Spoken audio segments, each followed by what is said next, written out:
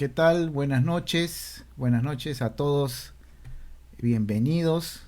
En esta ocasión, la librería La Solapa está planteando hacer una presentación de una obra literaria, una novela.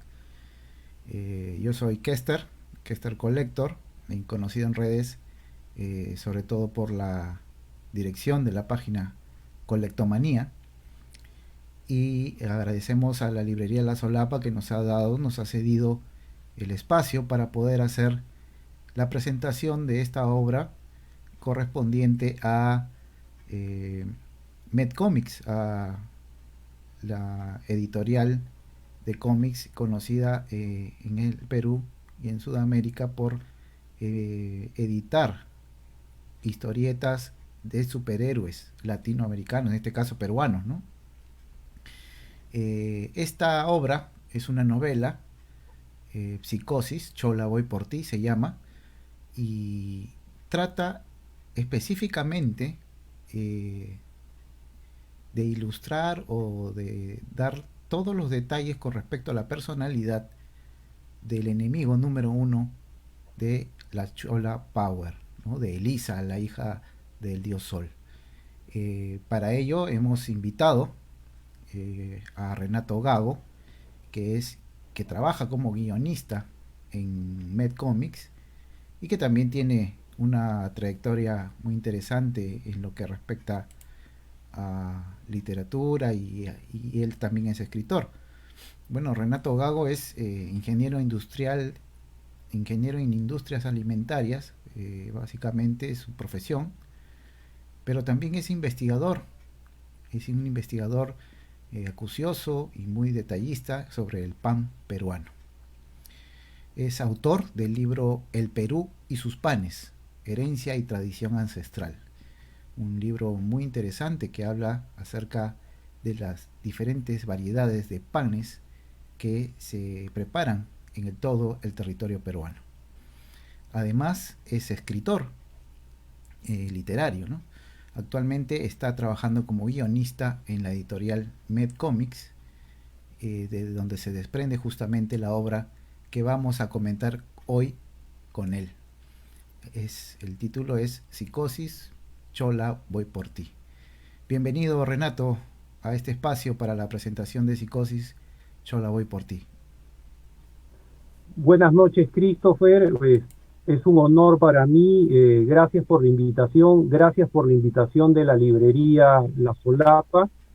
Y bueno, decir que soy un fan de Colectomanía desde hace bastante tiempo. Ok, muchas gracias, Renato. Bueno, para empezar y un poco para dar un tiempo a los amigos que se están conectando esta noche para la presentación de este libro, nos gustaría saber un poco acerca de Renato, ¿no? Cómo así llega a fusionar estas dos pasiones, que es la literatura y su profesión de industrias alimentarias. Sí, bueno, te cuento que a raíz del, antes de ir contando a lo que me dedico, a raíz de mi participación como guionista en Medcomics y de invitaciones que nos hacían en universidades o en espacios literarios, eh, ese título de ingeniero eh, como que me hacía sentir un poco corto, ¿no? Me sentía como la mujer barbuda del circo. Pero bueno, luego me di cuenta de que había escritores, grandes escritores que antes habían sido ingenieros, como el caso de Fyodor Dostoyevsky o bueno, yo sigo mucho a los escritores de humor, ¿no? Roberto Gómez Bolaños, por ejemplo, estudió, bueno, no terminó, pero estudió 2 años la carrera de ingeniería y luego se convirtió en un gran escritor de radio, cine y televisión, ¿no? Uh -huh. Pero yendo a la pregunta, sí, hace 10 años yo me dedico a escribir. He tenido experiencias en varias revistas. Eh, en este momento escribo en la revista Panadería y Pastelería Peruana, en el segmento Hecho en el Perú. Han sido 10 años de recopilar mucha información. El periodismo gastronómico es muy amplio, muy amplio. Hay gente que, por ejemplo, se especializa solo en escribir sobre vinos. Hay gente que se especializa solo en escribir sobre piscos, como el caso de Lucero Villagarcía. Mi tema es el pan de los pueblos del Perú.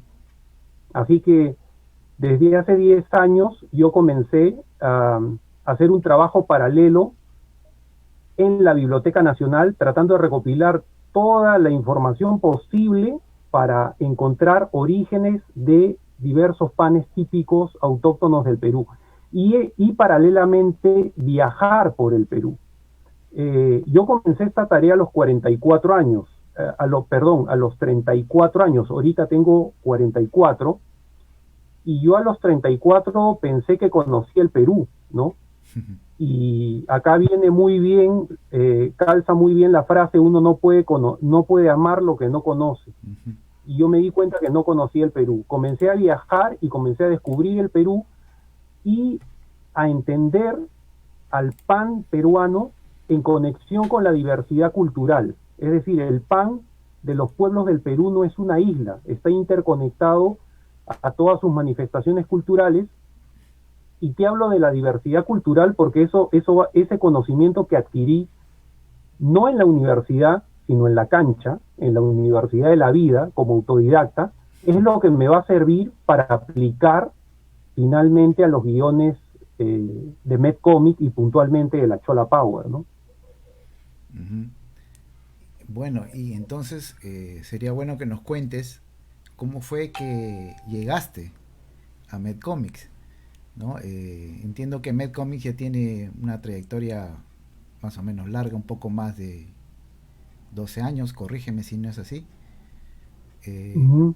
y, y bueno, tú entras en otra etapa, digamos, una etapa nueva que Medcomics está haciendo en estos días. Cuéntanos un poco de cómo llegaste a conocer a Martín, cómo llegaste a entrar a esta editorial. Bueno, mira, Christopher, yo comencé a hacer hace ya varios años trabajos, digamos, en paralelo con Martín, y puntualmente es el 2016 cuando ingreso a la revista Panadería y Pastelería Peruana, cuando todos mis artículos están acompañados por las ilustraciones de Martín Espinosa. Ahora, es en el 2016, paralelamente, cuando yo comienzo a escribir una novela que me toma 2 años escribiéndola, pero sobre todo investigando mucho, porque había que investigar en esa novela mucho sobre el RIMAC como distrito tradicional del Perú, sobre la cocina criolla y sobre la música criolla. ¿Sí? Eso me encantó, porque yo, vuelvo a insistir, uno piensa que conoce el Perú, pero ahí yo comencé a descubrir a Felipe Pinglo Alba, Chabuca Granda, Manuel Acosta Ojeda, Alicia Mariña. Bueno, ese trabajo lo hacíamos con Martín. Martín Espinosa fue elaborando cada una de las ilustraciones de esa novela, incluso la carátula. Bueno, esa novela finalmente nunca salió. Mm. La dejé ahí en el aire. Está eh, esperando entonces. Exactamente, ¿no? Porque no había una editorial en ese momento que se interesase por la novela, pero creo que ese fue el momento en que Martín probablemente vio en mí potencial para los guiones, haciendo ese trabajo en conjunto, ¿no? Ujú. Probablemente él vio ahí eh, una cierta vena literaria, ¿no? Entonces, en realidad es él el que me comienza a motivar, me comienza a impulsar a escribir guiones. Eh, Al comienzo yo tenía muchas dudas, ¿no? Porque, bueno, tú sabes que el paquete de ser humano incluye a veces orgullo, soberbia, ¿no? Entonces, y más en el Perú, donde hay muchos prejuicios sobre el cómic. Entonces yo decía, yo soy un escritor serio, o sea, ¿cómo voy a escribir yo cómics, no? Pero yo creo que eso es parte del desconocimiento y la ignorancia que se tiene. y te puedo decir que una de las mejores cosas que me ha pasado, junto con escribir en la revista Panadería y Pastelería Peruana, es escribir en MedComic y escribir sobre el universo de la Chola Power, ¿no? Yo ingreso en el 2018, durante todo el 2018 comenzamos a trabajar la historieta de la raza, donde la Chola Power lidera un grupo de superhéroes peruanos que vienen de diferentes regiones del Perú y, digamos, luego de un trabajo de casi un año, esta publicación sale a la luz en mayo del 2019, perdón, en abril del 2019, para que esté lista el 1 de mayo del 2019 para ser presentada en el día del Comic Festival, ¿no? Uh-huh. Y ahí digamos que comienza esa aventura con MedComics, ¿no? Interesante, muy interesante. Ahora, una consulta que quería hacerte. ¿Cómo haces, Renato? ¿Cómo haces cómo llegas a realizar los guiones para poder hacer que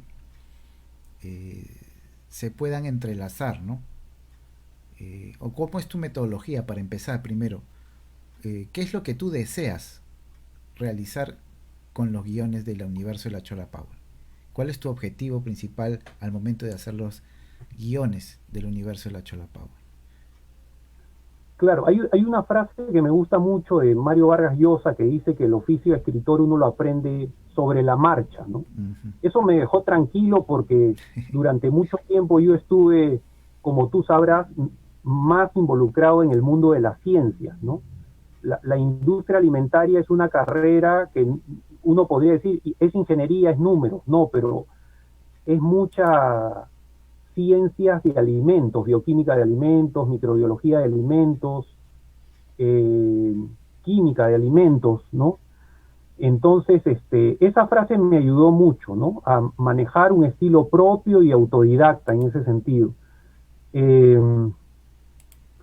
Bueno, lo que quería contarte un poco es que a mí me cae como anillo al dedo comenzar a escribir los guiones de la Chola Power,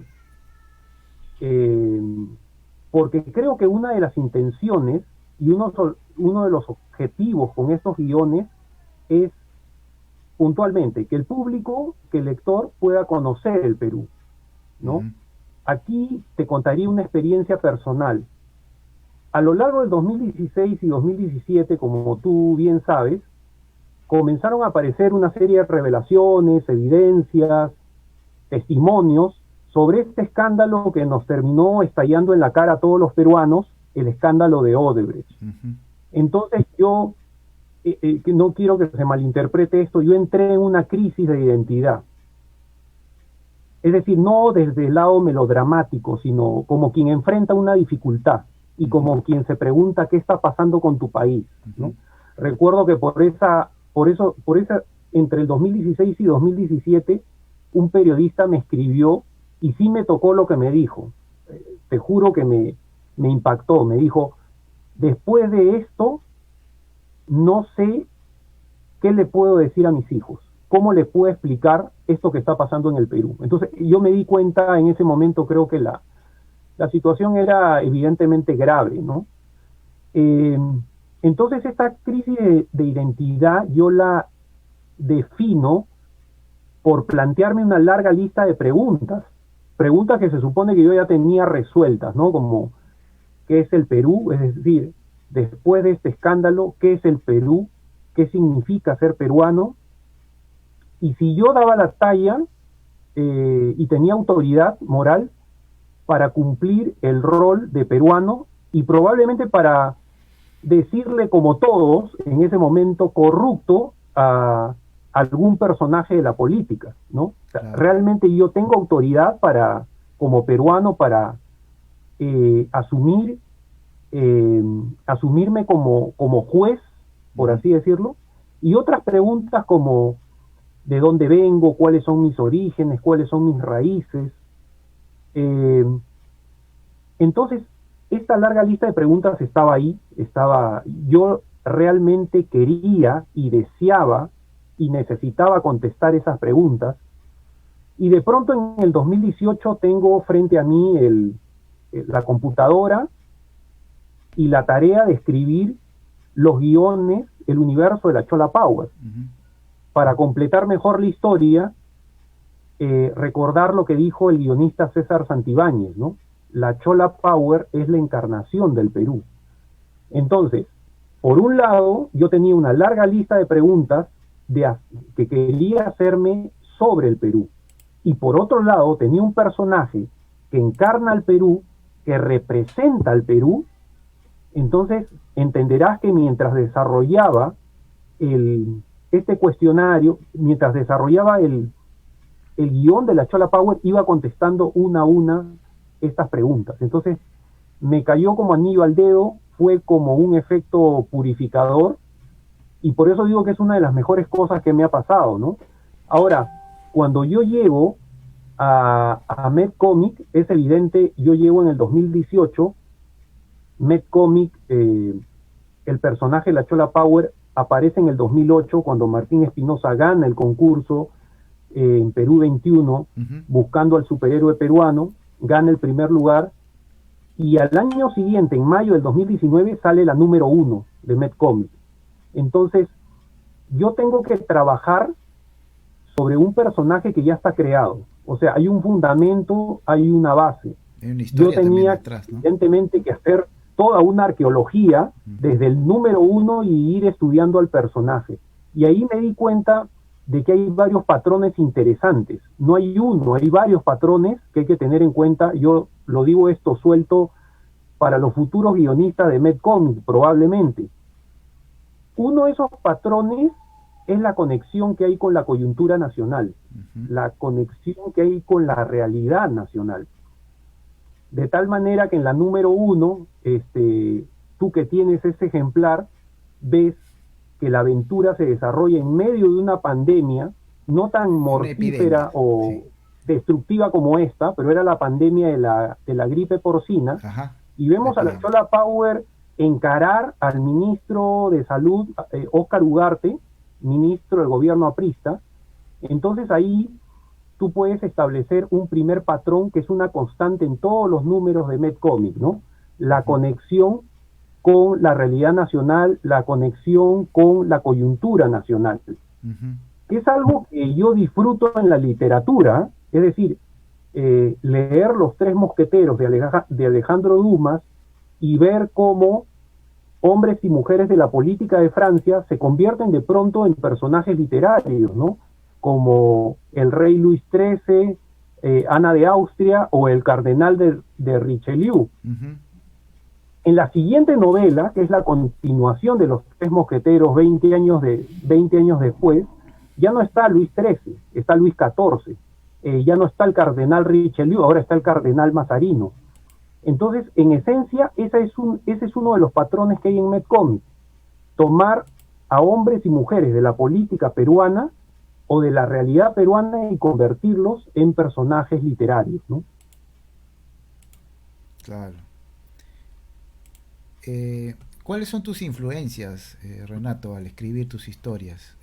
Como lector, como escritor, debes haber leído bastantes novelistas, prosistas, cuentistas. ¿Cuáles son tus influencias básicas para escribir?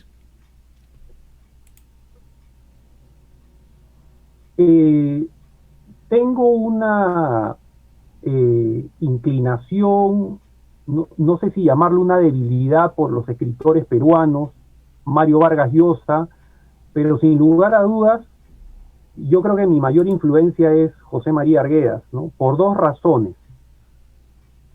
Primero, por lo que dijo alguna vez el periodista Belardo Oquendo, ¿no? Dijo que los cuentos y las novelas de Arguedas son necesarias, indispensables para conocer el Perú. Y lo segundo, porque definitivamente su quinta gran novela, que es Todas las Sangres, la que publica en el año 64, no solo es una novela, es un proyecto nacional, de integración nacional, que lamentablemente pues quedó trunco con su muerte en el 69. Pero yo sé que en este momento hay mucho fanático de Marvel y DC. Debo decir también, punto aparte, ¿no? Que tengo un gran respeto por escritores, guionistas en el mundo de los cómics. Me gusta mucho el Flecha Verde y el Linterna Verde de Denny O'Neil de 1970, donde aborda el tema del racismo. Me gusta el Daredevil de Frank Miller y me gusta el aporte de los ingleses, ¿no? De Alan Moore, de Neil Gaiman. Yo creo que Neil Gaiman le da una gran lección a los guionistas de cómics en el mundo, ¿no? Tú sabes que Sackman era un personaje que nació, si es que no me equivoco, en el año 39 y nunca llegó Sackman en DC a llegar al nivel de un Superman, un Batman o una Mujer Maravilla. Sin embargo, Neil Gaiman llega a finales de los 80, toma los guiones de Sackman y lo lleva a la máxima expresión, ¿no?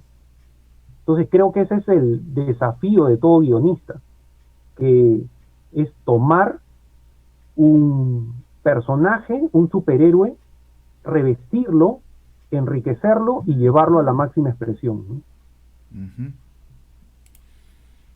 ¿Cómo es que logras tú al escribir entrelazar todo lo que es la realidad con la ficción dentro de tus guiones? Eh, Estableciendo, teniendo claro cuáles son los patrones del universo de la Chola Power, ¿no? Uno, te lo comenté, es la conexión con la realidad nacional, la conexión con la coyuntura nacional.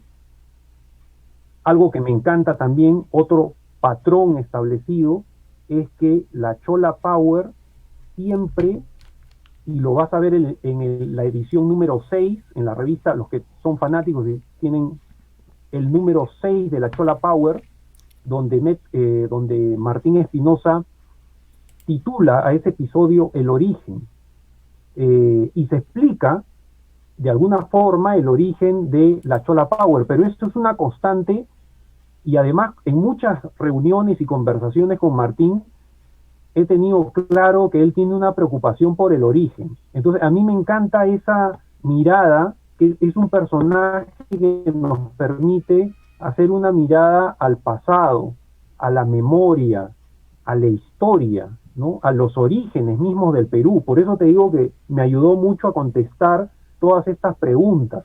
Y otro patrón importante es evidentemente el tema de la conexión con el mundo andino, con la cosmovisión andina, ¿no? En realidad yo comencé, mira, antes de formar parte de MedComic, haciendo ahorita un poco de memoria, yo comencé en estas conversaciones, una vez que con Martín terminamos nuestro trabajo de planificar la ilustración del siguiente número de la revista, y yo todavía no estaba en MedComic, cuando terminaban esas conversaciones, nos hacíamos, digamos, charlas, tertulias de así largo y tendido, y el tema recurrente siempre era la Chola Power, ¿no? Entonces, debido a mis viajes, debido a lo que había leído, algo conocía de la diversidad cultural, le iba sugiriendo a Martín que quizás podía añadir algún elemento para revestir al personaje, ¿no? Entonces, esa es una de las cosas que, como digo, es un patrón establecido, ¿no? Hay una conexión con el mundo andino, hay una conexión con la cosmovisión andina, hay una conexión con las creencias y, por qué no decirlo, con las supersticiones, ¿no? Entonces, me ayudó mucho haber encontrado, por ejemplo, reseñas sobre una creencia. Te voy a poner un ejemplo del taparaco, de esta mariposa de color marrón con un moteado negro en sus alas, que en algunos pueblos de la Sierra Sur, algunas zonas de Apurímac, por ejemplo, la creencia es que es el presagio de la muerte de una mujer. Esos conocimientos nos ayudaron a enriquecer al personaje, ¿no? Que finalmente sirvió también para establecer una suerte de, de creencia o de mito o de superstición en contra de la Chola Power, ¿no? Muy interesante eso que nos cuentas. Vamos ahora entonces a hablar a su contraparte, ¿no? Vamos a hablar un poco sobre psicosis. Acá tengo yo, primero vamos a presentar unos bocetos de nuestro amigo Martín Espinosa. Son los bocetos que él comenzó a escribir, o perdón, comenzó a dibujar para el personaje de Psicosis, ¿no? No sé si tú podrías ir identificando quizá alguna...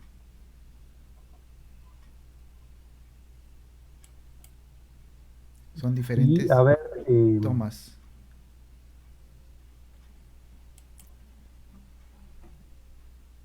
bueno, esa es la, sí, la que tengo en pantalla ahorita es la portada, ¿no? Uh -huh. Eh,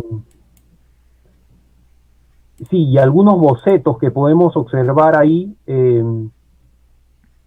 Cuando yo llego a Medcomic, ¿no? El personaje ya estaba creado, el Uh -huh. personaje aparece en el 2012, en la edición número 10, exactamente en la edición número 10 de Medcomic, en el 2012, ¿no? Y Martín ya define al personaje como un paciente, el paciente de un hospital psiquiátrico, cuyo nombre es Luis Rodríguez, y que tiene un cuadro de esquizofrenia y paranoia, ¿no? Y que se convierte finalmente en un feminicida con el alias de Psicosis, ¿no? Entonces, sobre esa base y sobre ese fundamento es que yo tengo que comenzar a revestir, a enriquecer al personaje, ¿no? Ahora, tú sabes que la aparición, podría decir en realidad, el nacimiento del libro, el nacimiento de la novela es bien interesante, ¿no? Porque hace unos años el escritor José Donaire estaba desarrollando el proyecto de su libro Superhéroes, ¿no? Y para este proyecto él iba a convocar a un grupo importante de autores, dentro de los cuales estaba Martín Espinosa, ¿no? La idea es que ellos compartan una historia que finalmente iba a formar parte de este proyecto, ¿no? Uh -huh. Entonces Martín me comentó, me dijo, mira, José está haciendo este proyecto de libro, me gustaría que tú hagas una historia, alguna aventura de la Chola Power, y yo hasta ahí, mira, Christopher, hasta ahí yo estaba contento, estaba feliz, todo estaba bien. Hasta que Martín me dice, pero mira, tengo un personaje que me gustaría que incluyeras en la aventura.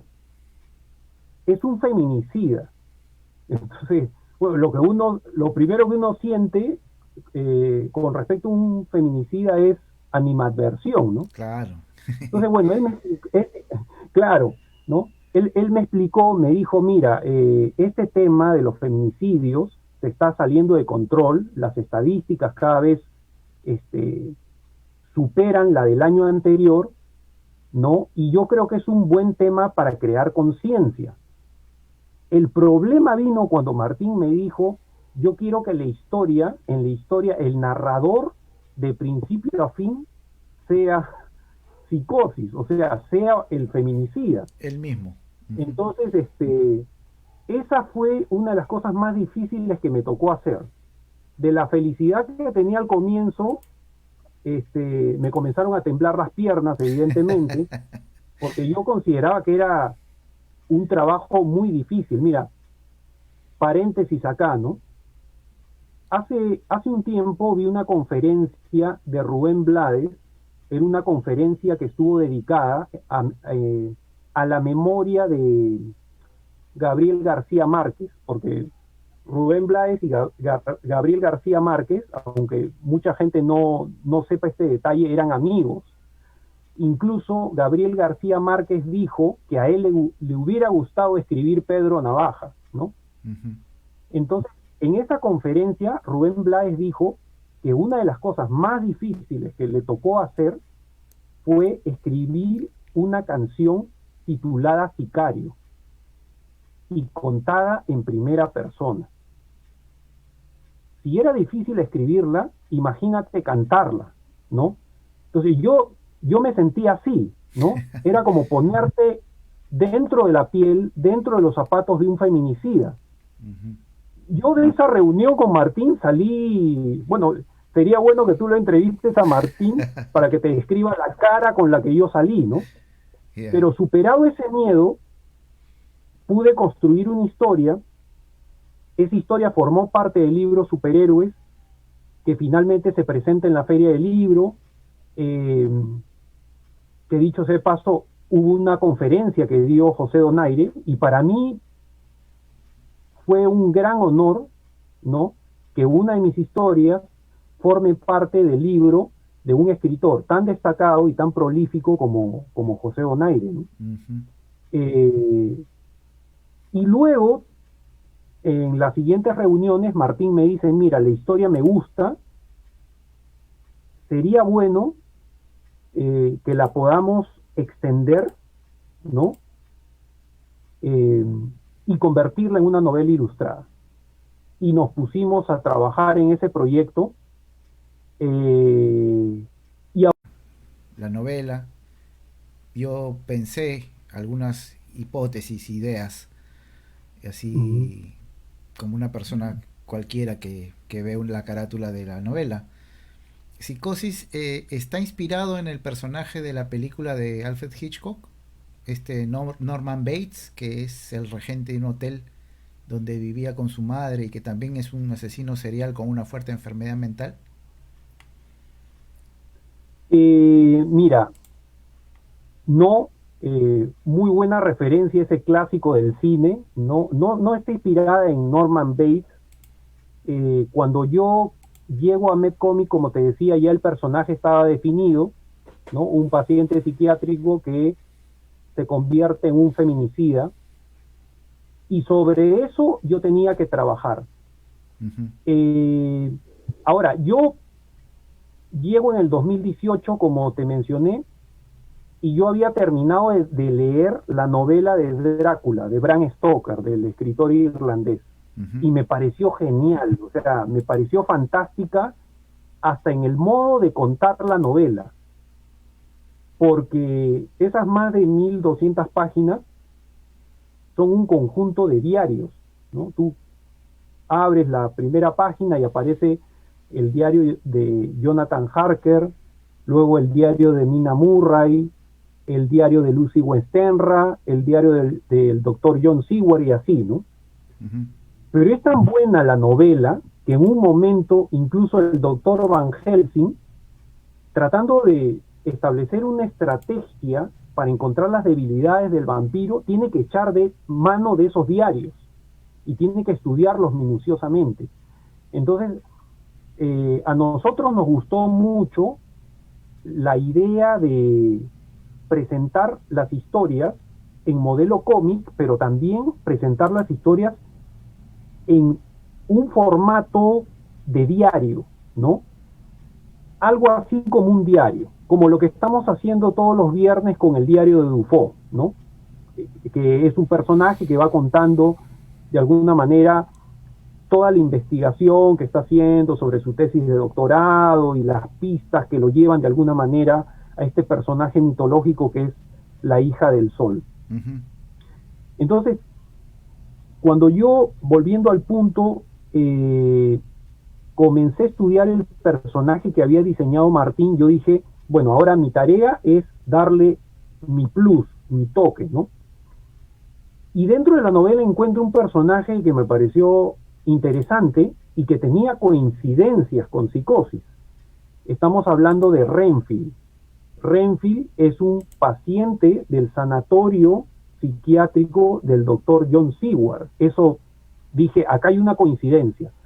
Y probablemente Renfield me pueda ayudar como personaje literario a encontrar el tono en que quiero escribir la novela, ¿no? Entonces, bueno, ahora, Renfield es un personaje que está controlado su voluntad está controlada por Drácula, ¿no?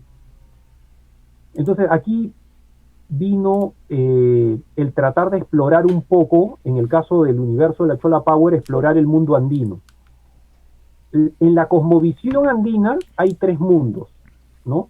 El tercero es el Ucupacha. Es un mundo en el cual aparecen los espíritus malignos. De hecho, aparece el Supai, que es conocido como el demonio andino, en fin. Entonces yo dije, por ahí está, digamos, el paralelo o el símil. Es decir, si Drácula controla a Renfield, en el caso de nuestro trabajo del universo de la Chola Power, ¿no? Las voces de Luku Pacha controlan a Psicosis, ¿no? Y ojo que no hay ningún pecado el tema de las influencias o inspirarse en la literatura, porque recordemos que Stan Lee, cuando habla de Hulk, se inspira un poco en el Frankenstein de Mary Shelley y en el Dr. Jekyll y Mr. Hyde de Robert Louis Stevenson, ¿no? Entonces, Así es.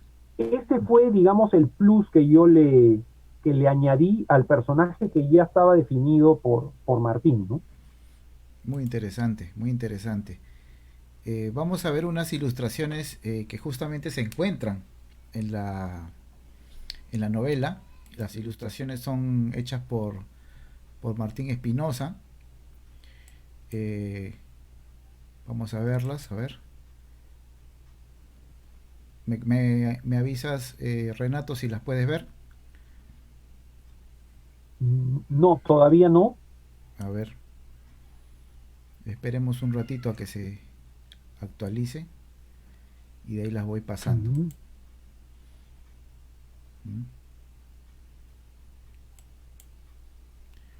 Son ilustraciones que conforme se van contando la historia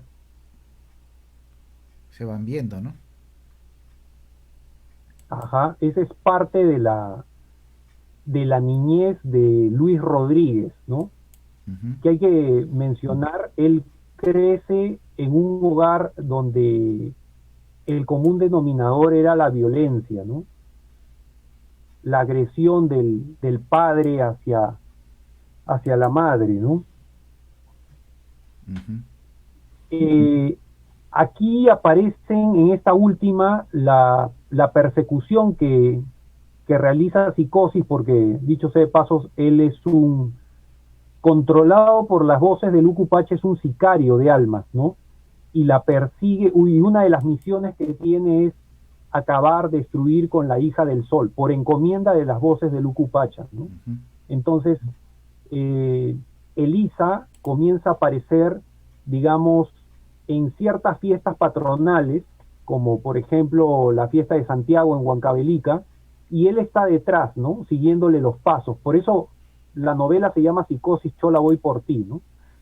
Bueno, de hecho que esta novela es un homenaje a las 150 víctimas de feminicidio del 2018, por eso ahí en esta última ilustración, Christopher, pueden ver nombres como el de Avi Ágreda, ¿no? Que todos recordamos de la manera tan brutal, indignante, sanguinaria, en la cual murió un tipo que se declaró que la estaba hostigando, ella dijo que no, y finalmente terminó quemada dentro de un bus, ¿no? Todos creo que recordamos esas lamentables imágenes, ¿no? Y se trunca la vida de una mujer, se truncan los sueños de una mujer, y creo que la historia del Perú es también no es ajena, ¿no? A las injusticias que a veces vive la mujer a lo largo de la historia, ¿no? Acá podemos ver que Psicosis tiene un look de payaso. ¿Por qué se maquilla como payaso? Aunque en la novela lo vemos en algunos, no aparece ese disfraz.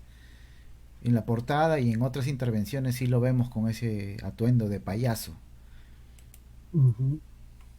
Sí, mira, no se maquilla, es como realmente como se ve es el reflejo, la imagen que ve en el espejo, ¿no? Lo que sucede es que cada vez que Luis Rodríguez se mira al espejo, ve a un degollador de seres humanos, a un degollador de mujeres, ¿no? Es decir, ve a Psicosis. Él tiene un trauma con el espejo. Tú sabes que cuando él era pequeño, una de las escenas que lo marca es justamente cuando el padre toma de los cabellos a la madre y la estampa contra el espejo, la enrostra, denigrándola, ¿no? Es decir, que ella pueda ver en el espejo que cada año que pasa está acabada, está vieja, está fea, ¿no? La destruye psicológicamente. Y eso es un trauma en la niñez de Psicosis. Por eso tiene recuerdos que lo marcan en relación al espejo. Y bueno, nosotros de alguna manera nos pusimos a estudiar la simbología también del espejo, ¿no? Porque a lo largo de la historia universal, quizás el espejo ha estado presente o ha estado conectado a mitología, ha estado conectado a supersticiones en muchos pueblos. Y esa presencia se ha impreso de alguna manera en la literatura, ¿no? Desde los cuentos de, no sé, de los hermanos Grimm, en Blancanieves, se consulta al espejo. En esta novela que hemos mencionado, Drácula de Bram Stoker, resulta que el vampiro no se puede ver al espejo, porque en el contexto de esta novela, el espejo es el reflejo del alma, y el vampiro es un cuerpo sin alma. Y dicho sea de paso, me he acordado de eso. En Los ríos profundos, de José María Arguedas, quería leer una frase que a veces ha pasado como desapercibida, ¿no? Dice, este espejo no sirve. Aquí solo se mira la cara del diablo que hace guardia junto al Señor para llevárselo a los infiernos. Y en fin, podríamos poner algunos, seguir poniendo ejemplos, ¿no? Incluso en el retrato de Dorian Gray, si bien es cierto, no es un espejo, es un retrato, ¿no? Y por una suerte de conjuro, Dorian Gray no envejece, se mantiene joven, quien envejece es el retrato, pero a veces hemos perdido o hemos dejado de lado el detalle que todos los pecados, crímenes, iniquidades de Dorian Gray digamos, se imprimían en el espejo, ¿no? Perdón, en el retrato, es decir, toda esa maldad se iba materializando en la imagen del retrato. Entonces, ¿qué es lo que quisimos, luego de un estudio largo, qué es lo que quisimos concluir? Que dentro del contexto de la novela Psicosis, el espejo refleja el interior de la condición humana, ¿no? El interior del alma, el interior del corazón. Y en el caso de Psicosis estamos hablando de un alma herida, marcada, y un corazón totalmente contaminado, ¿no? Este origen que tiene, bueno, toda la maldad, viene intercedida por su padre, que también tiene una aparición aquí en la novela, el padre de Psicosis. ¿Es realmente este señor, este hombre, el iniciador de estas atrocidades de su hijo? O sea, como que es el germen, el iniciador de la conducta de su hijo. Sí, pero hay que ponerle un pero o un paréntesis, ¿no? Teniendo en cuenta que cada persona es responsable de sus decisiones y de sus actos. Pero sí, efectivamente, el padre es un factor determinante para que ese niño, Luis Rodríguez, años después se convierta en Psicosis, se convierta en un feminicida, en un maltratador de mujeres, en un criminal. Estaba, bueno, antes de mencionar algo que se me que me estaba acordando que escuché de un psiquiatra chileno, Claudio Naranjo, quería mencionar de que toda esa violencia familiar que experimenta Luis Rodríguez se traslada a lo largo de los años en una acumulación de odio, de ira, de amargura, de resentimiento, de impotencia, ¿por qué no decirlo, no? De un niño que quiere defender a su madre y no puede, porque no está a la altura de su padre en fuerza, por ejemplo, ¿no? Pero justo te mencionaba el caso de este psiquiatra chileno, Claudio Naranjo. Ahora que haces mención de la pregunta, él escribe sobre el trauma patriarcal y habla también acerca del ocaso del patriarcado, ¿no? Él dice, entre otras cosas, que con esta llamada, mal llamada a veces, nacimiento de la civilización, porque a veces creemos que la civilización es el gran paso que damos en la historia, ¿no?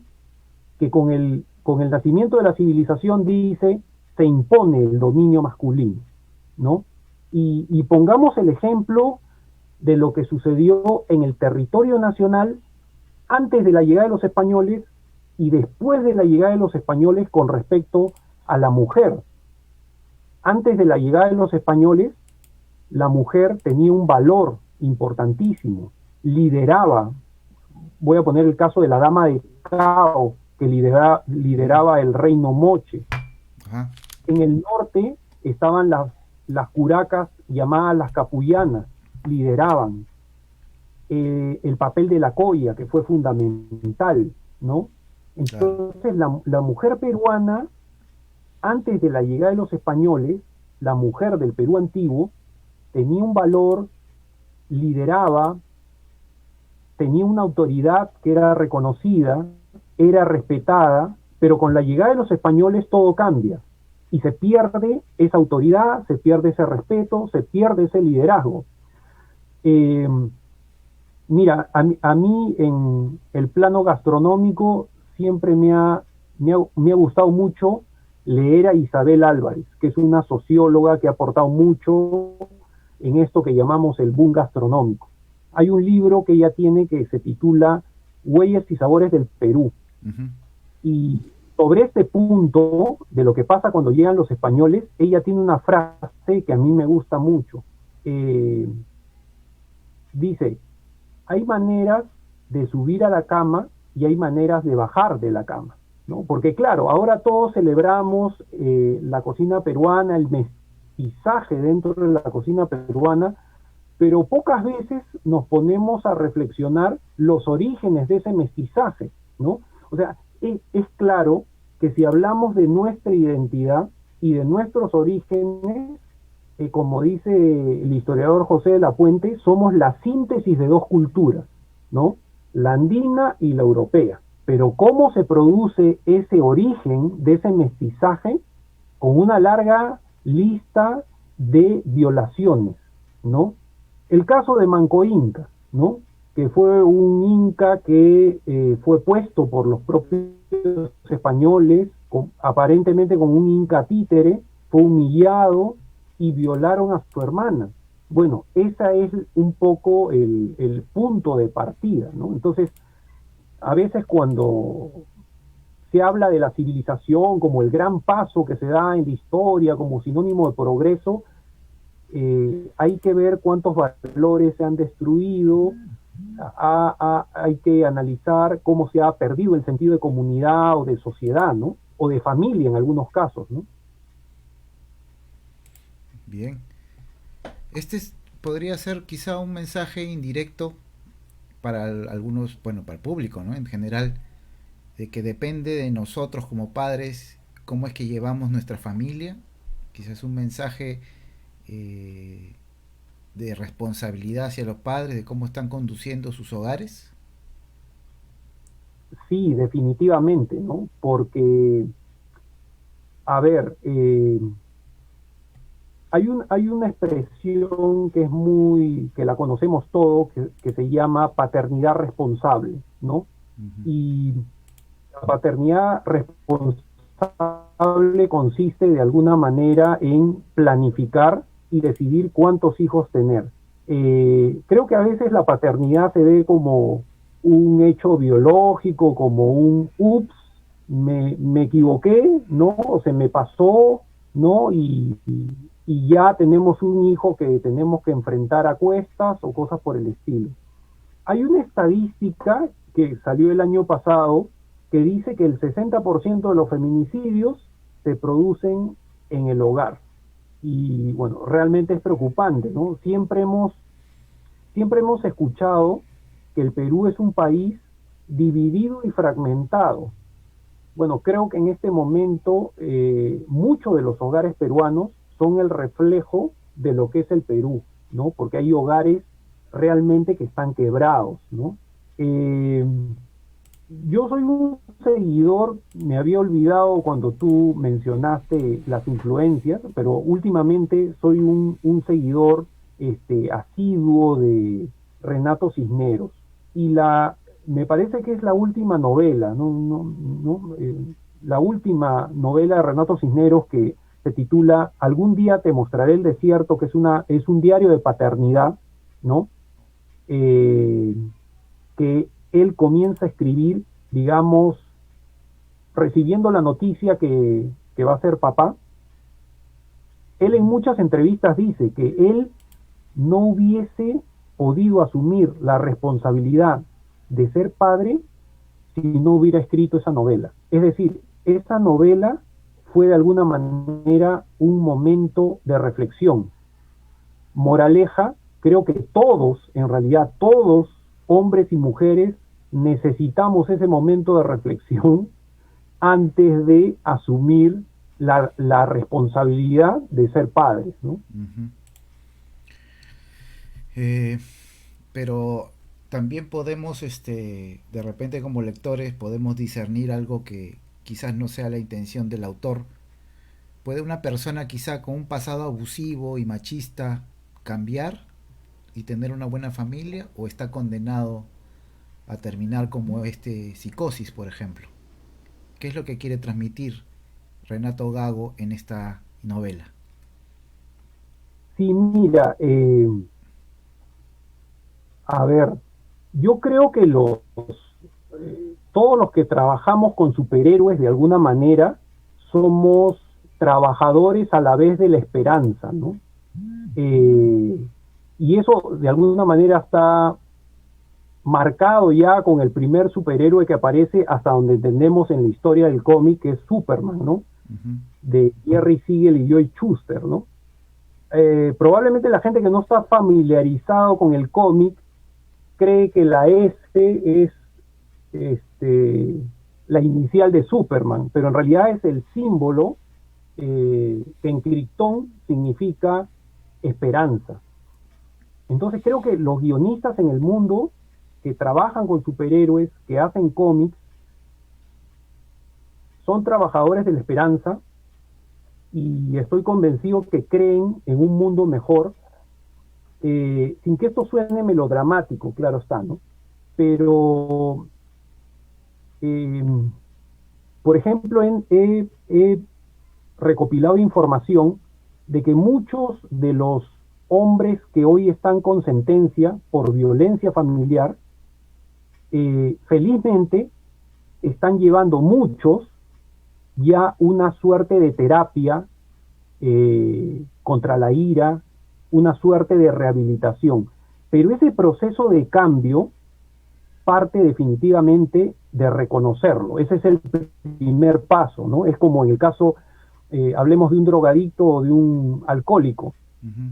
Eh, no va a poder iniciar una rehabilitación efectiva si no reconoce que es drogadicto, si Ujú. no reconoce que es, en este caso, un alcohólico. ¿Y Ah, sí. sabes lo que está pasando en este momento? Que muchos de los casos eh, dentro de este espacio de maltratadores o niega o minimiza Ujú. la violencia familiar. Entonces ya con una persona que niega, ya no puedes, digamos, seguir subiendo los siguientes peldaños, ¿no? Y eso es preocupante. Pero también hay un porcentaje que está, digamos, que está logrando a través de estas terapias cambiar su vida y cambiar la vida de su familia, evidentemente, ¿no? Ahora, te debo confesar de que yo no vi por el 2015 yo no vi la película Atacada, la teoría del dolor de Aldo Miyashiro. La pasaron este fin de semana y realmente me encantó. O sea, la película me encantó de principio a fin. Eh, y eso me llevó en la semana a buscar entrevistas de Aldo Miyashiro antes y después del estreno. Y él dice, entre otras cosas, de que esta película busca conmover al público, evidentemente, mostrarle una realidad, pero darle la posibilidad de que pueda reflexionar. Ujú. Pero sobre todo algo que me impactó de él, porque a veces cuando hablamos de los femicidas o de los maltratadores, decimos, bueno, él, que cambie él, ¿no?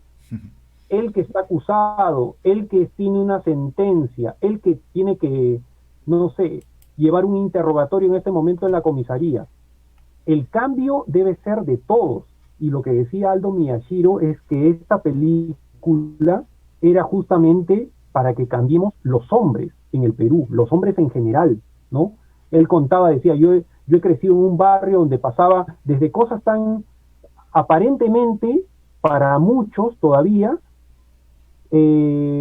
imperceptibles, que pasa una chica y la comienzas a silbar y le comienzas a decir de cosas, ¿no? Eh, Tenemos que comenzar a cambiar porque lamentablemente hemos sido entrenados en una cultura machista, ¿no? Ajá. Entonces, yo creo que ese es el mensaje, ¿no? Sí se puede cambiar y definitivamente también es un proceso, porque tenemos que sacudirnos años en los que nos hemos formado, digamos, en esa línea, ¿no? Claro.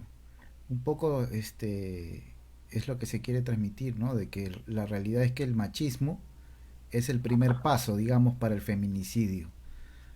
Y tú, según el autor, según Renato Gago, ¿hasta qué punto los peruanos tienen conciencia de esa realidad? De que el machismo es el primer paso al feminicidio y que cualquiera puede de repente llegar hasta ese extremo.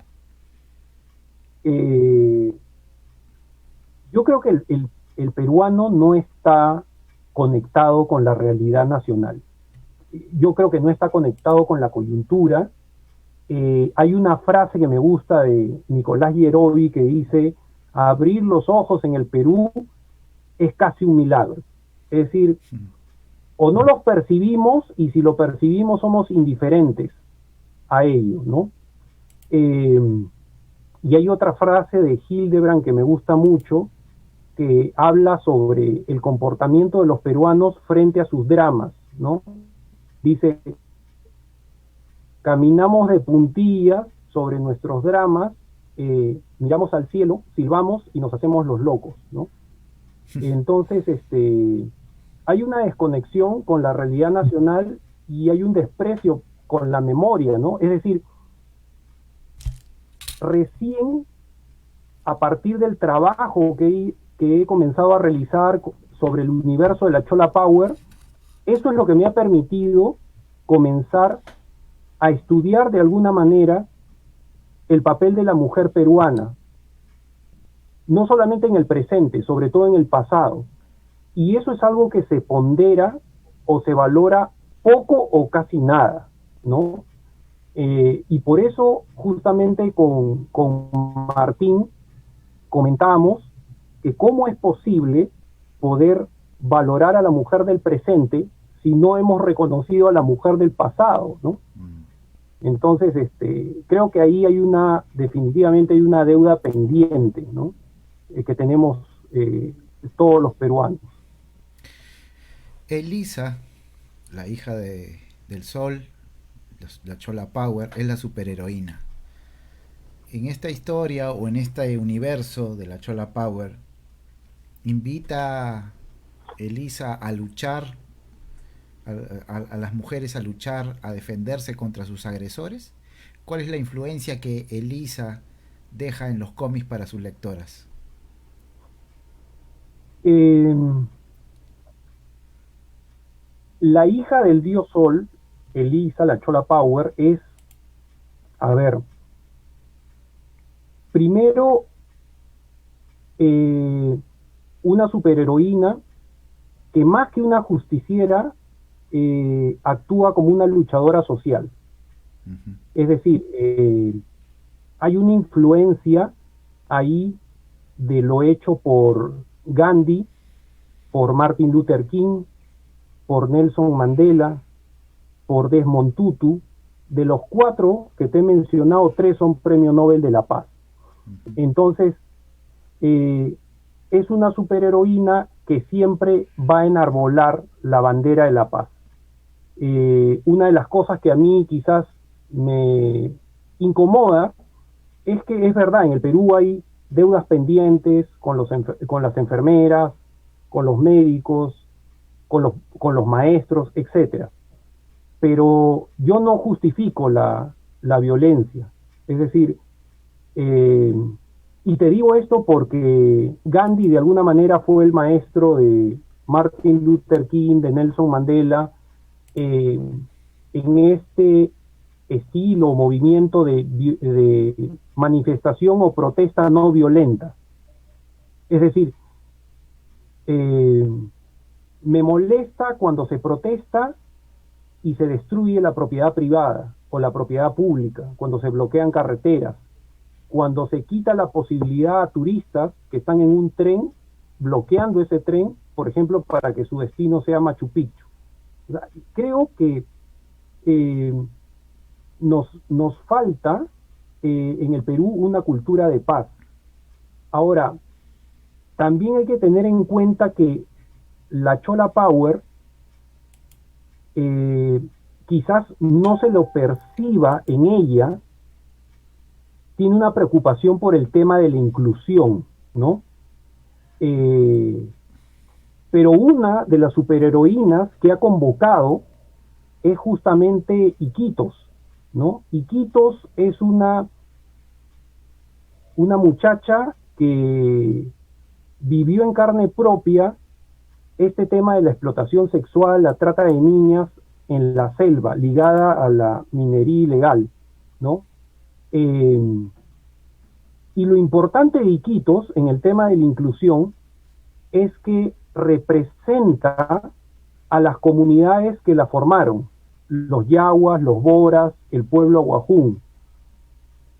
Estamos hablando de grupos étnicos, de grupos originarios que lamentablemente no aparecen en las páginas de la historia del Perú, ¿no? Uh-huh. Que están excluidos.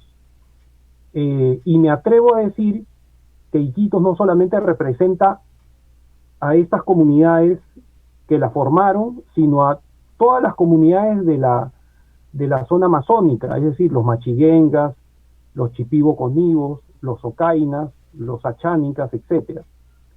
Y puntualmente sobre el tema de la pregunta, ella busca, digamos, trabajar en el Perú en cuanto al tema de la unidad y reconciliación nacional, que en los últimos 20 años ha sido solamente un discurso, ¿no? Uh-huh. Y que, como dicen muchos, ¿no? La unidad y reconciliación nacional en el Perú es una utopía. Entonces, ella está preocupada por eso.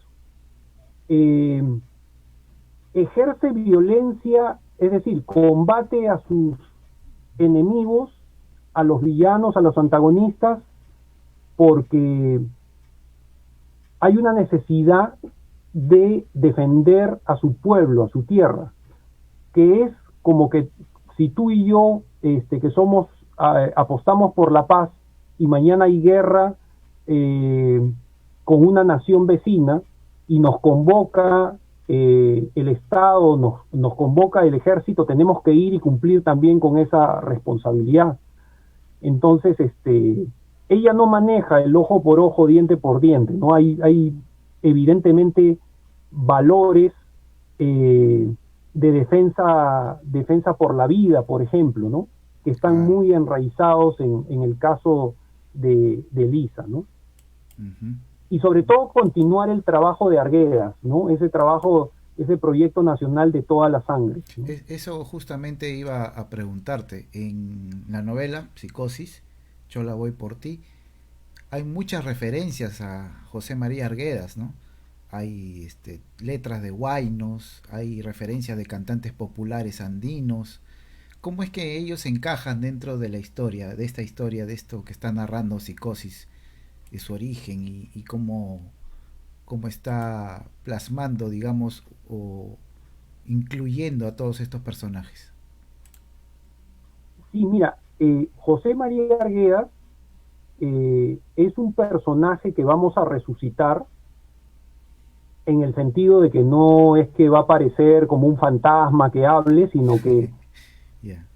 pasajes de su vida y de su obra van a estar siempre presentes. De hecho, que con la publicación de La Raza del 2019 hicimos una mención al trabajo antropológico de Arguedas, en Psicosis también.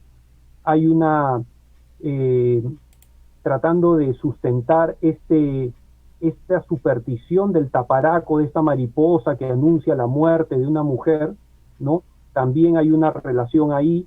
En realidad, eh,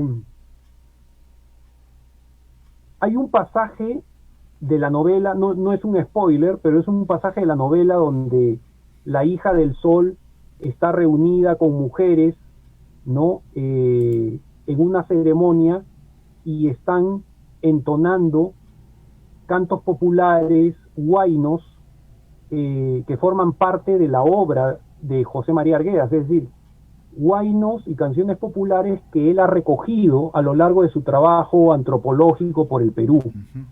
Eh, Eso también fue algo que me impactó mucho en Los Ríos Profundos, cuando aparecen mujeres en Abancay que están perseguidas por la autoridad y que se camuflan, ¿no? En medio de la geografía abrupta, ¿no? Esta geografía accidentada de Apurímac, pero a lo lejos nadie las ve, pero a lo lejos tú puedes escuchar su canto, ¿no?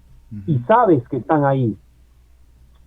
Yo me ponía a pensar y a examinar de que la mujer peruana eh, que ha experimentado un dolor a lo largo de la historia del Perú y que ha guardado silencio frente a ese dolor, creo que una de las maneras en la que la mujer peruana exterioriza ese sufrimiento es a través del canto, a través de la música. Ujú.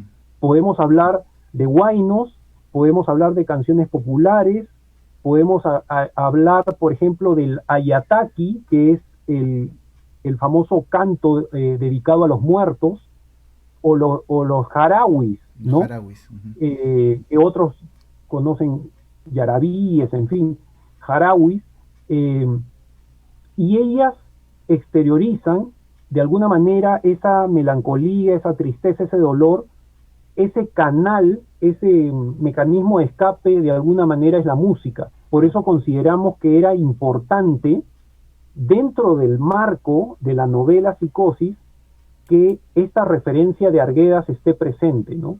Porque refleja el dolor de la mujer peruana, ¿no? Ujú. Hay otro personaje también que, digamos, llama la atención dentro de la historia y es un personaje que también por fuera, digamos, de la novela se está dando a conocer. Nos referimos a Dufaux. Él es un catedrático y comprende, dice, la realidad mística e histórica detrás de Elisa y de Psicosis, así también de todos los feminicidios que están sucediendo. ¿Qué cosa piensa la gente, es decir, dentro del universo de la Chola Power, el universo de Mad Comics? ¿Qué piensa la gente y sus colegas respecto a sus investigaciones? Porque él es un acucioso investigador tanto de Lisa como de Psicosis también, ¿no? Y el vínculo que hay entre ellos. Y mira, eh, Rodolfo Dufo es un historiador, es un catedrático, un investigador que está desarrollando su tesis de doctorado, y el tema principal de Dufo a lo largo de las diferentes publicaciones, de artículos, su tesis de pregrado, su tesis de maestría, siempre el tema del cual él es especialista es el papel de la mujer en el Tahuantinsuyo. Nos pareció que incluso ese detalle subliminal era importante para mostrarlo, ¿no?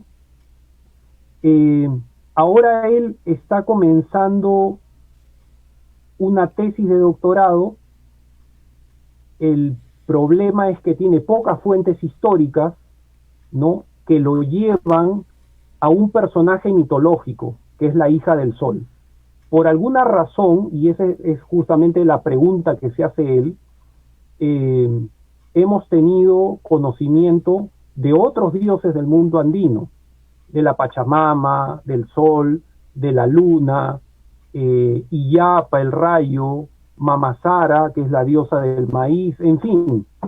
Pero él se pregunta por qué esta hija del sol no ha formado parte de las páginas de la historia, por qué no ha sido registrada o mencionada o citada por los cronistas. Y esta es la interrogante que él tiene, ¿no?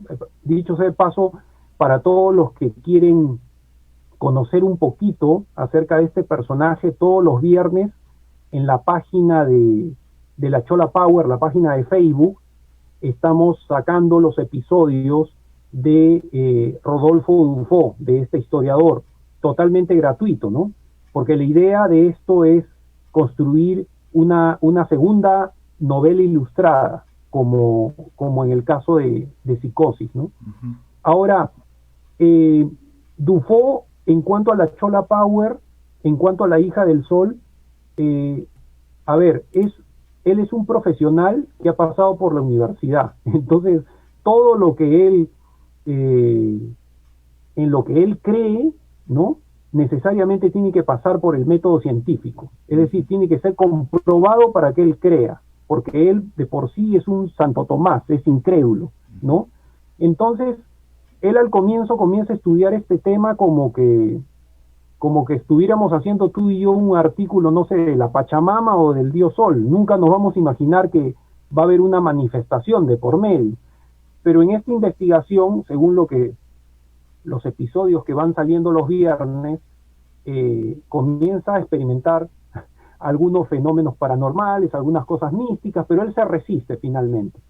En cuanto al tema de Psicosis, Dufo al comienzo no tiene la más mínima idea de la existencia de Luis Rodríguez y de Psicosis, cosa que es contraria, porque Psicosis sí sabe, sí tiene mapeado quién es Dufo.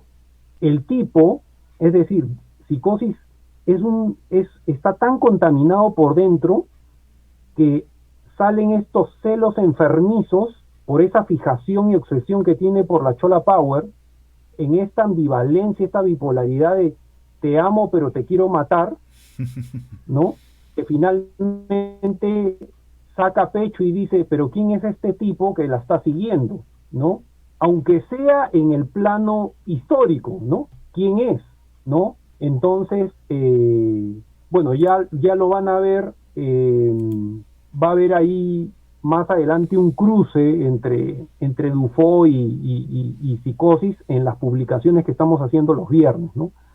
Y sobre la consideración de alguna manera de sus colegas, lo respetan mucho. Yo creo que una de las mejores cosas que me ha pasado creando personajes, porque entre tanto personaje creado por Martín Espinosa, por fin llegué digamos, a diseñar un personaje mío, fue Dufo. Y sí, como yo le decía a Martín, el guionista está para esto, para enriquecer y revestir a los personajes y llevarlos a la máxima expresión. En el caso de Dufo, yo creo que me inspiré en hombres y mujeres que nos han ayudado a entender mejor la historia, a ordenar la historia del Perú. Desde Julio Cetello, que tú y yo en el colegio hemos escuchado tanto de él, sobre sus investigaciones de Chavín Ujú. y Paracas, pero también, ¿por qué no decirlo? Estos investigadores de estos últimos 40 años, ¿no? O sea, Walter Alba, descubriendo el señor de Zipán en los 80, Ruth Chadi, descubriendo Caral en los Caral. 90, Regalo Franco con La Dama de Cao en el verano de la primavera, me parece, del 2006. Entonces, era necesario homenajear a estos hombres personificándolo en un personaje hombres y mujeres personalizándolos en un personaje literario, digamos, ¿no? Ujú. Desde el punto de vista de un académico que está investigando, digamos, ¿no?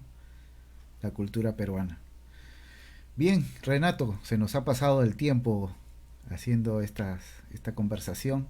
Ha sido muy fructífero, hemos conocido un poco más las características de cómo actúa Psicosis, que todo esto está plasmado pues a manera de un testimonio en primera persona en la novela Psicosis, Chola, voy por ti. Una especie de diario, digamos, pero que está plasmado a nivel de primera persona, ¿no? Se está escribiéndolo, lo que siente, lo que sucede en un día cualquiera o en un día específico dentro de la vivencia de este enemigo, ¿no? De la Chola Power en el hospital Víctor Larco Herrera.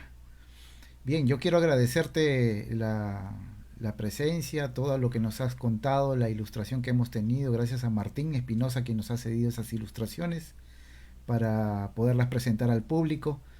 Eh, Tengo entendido que la novela Psicosis, Chola voy por ti, está en oferta hasta el día 8 de febrero, ¿verdad? ¿Cuánto está, sabes, el precio? 7.90 creo. Eh, sí, bueno, la cifra exactamente no la tengo en este momento, pero sí está en oferta y quería invitar a 7.99. todos los que quieren 7.99 disfrutar de Renato. esta novela, perdón, 7.99, acabo de verlo ahorita. 99. Ajá, 7.99 sí, hasta el 8 de febrero, sí. ajá, sí, se me pasó ese dato. Sí, Pueden llamar, a ver, sí, sí, sí, sí, sí, continúa.